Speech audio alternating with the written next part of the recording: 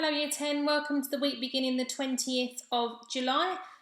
You'll be pleased to know this is the final time you'll probably hear from me for a while on Teams. This week's work is to last you for the majority of the summer holiday really. I'm going to set the deadline for the end of August, so you've got plenty of time to do this. I also would advise that you make sure that you catch up on the work that you haven't completed on Teams during lockdown. To read over as well your literature text, so your Christmas Carol, your Inspector Calls, if you've got your poetry books as well at home. I know some of you have, some of you haven't. I would advise that you read over those as well.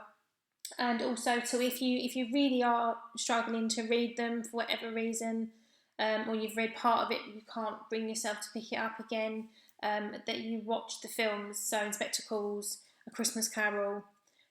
Make sure that you do watch them all. So this week we are completing question 1 and question 4 independently. Obviously I won't read the keywords, etc., but your starter, or your do now, is on the slide in front of you.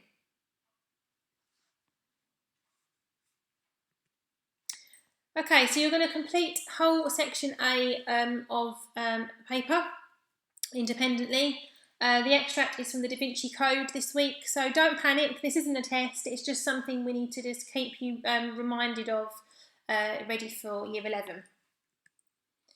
So remember, whenever you've got a language paper, you have to clap the extract, so context, language, audience and purpose as you're reading it. Okay, so think about labelling, context, looking for language devices, audience and who the audience is for, and the purpose of the extract, and adding a structure point after each paragraph. Okay, so give yourselves 8 minutes now to read through the extract and clap the extract. Okay, so question 1, you can quote directly from the article. Okay, you don't need to waste time rewording the article, you can literally just copy quotes from each sections of the article that fit the question. Make sure you take it from the correct lines, and make sure you stick to exactly what's asked. 3 minutes max really, guys, so that you've got enough time for the rest of the paper. Okay, so the question is reread lines 1 to 10. List 4 ways the writer has described Sunaire's movements around the museum. So the movements, 4 marks. 3 minutes, go. Question 2, I want you to read and highlight the keywords in the question. Draw a box around the area you're allowed to take your material from, make sure you're focusing on the correct lines. If you have clapped the extract in those first 8 minutes well, you've already got most of the hard work done for you. You then need to pick 3 words, phrases or techniques to focus on, and then write 3 detailed paragraphs using your embedded quotes, and write a lot about a little. Think about why the language has been used, how it's been used, what effect it has. So your question is this: look in detail at the extract from lines 11 to 21 of the source. How does the writer use language here to describe the attacker? And on the slide in front of you, you've got some useful vocab in terms of the key terms you want to use, and some sentence starters on the right hand side. You've got between 12 and 15 minutes. Question 3, I want you to revisit the notes you made on first reading now in regards to the structural points. Okay, the things you mentioned about structure as you were clapping the extract. Without fail, explain why the writer has done something, what the reader realises or realises or learn because of what the writer has done. Never write it makes the reader want to read on, or it paints a picture in the reader's mind or head. It's rubbish, it doesn't get you anywhere, it doesn't get you any marks. So aim for 3 clearly explained paragraphs, and they should begin with, in the exposition the writer describes, explains. Towards the rising action climax, the writer. In the denouement, the writer. And you carry on. So the question is, you need to think about the whole source. The text is from the opening of a novel. How has the writer structured the text to interest you as a reader? And then again, pause the video now, and you can then use the useful vocab and the sentence starters on the screen. Question 4 is your opinion. Remember, it's the evaluation question. So again, box off the lines that you're allowed to use for this question. Split the statement so you know exactly what you're agreeing with. Aim to have 4 really well annotated quotes to match the statement, 2 for each part of the statement, and flood your answer with subject terms. So whether it's alliteration, metaphors, or denouement, exposition, whatever it is, you have to flood your answer with them to show the examiner you know what you're talking about.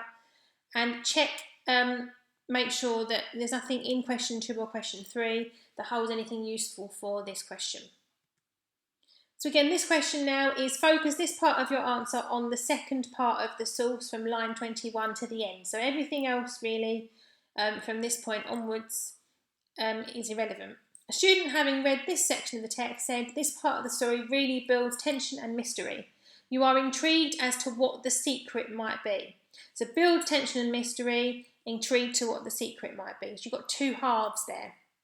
We've got some tentative language like perhaps, maybe, this could create, this might create, alternatively this could, okay, on the left hand side there. Right hand side you've got some sentence starters that I think might be useful for you. Okay, from this point onwards you should only be using red pen because you're going through your answers, so please pick up a red pen now.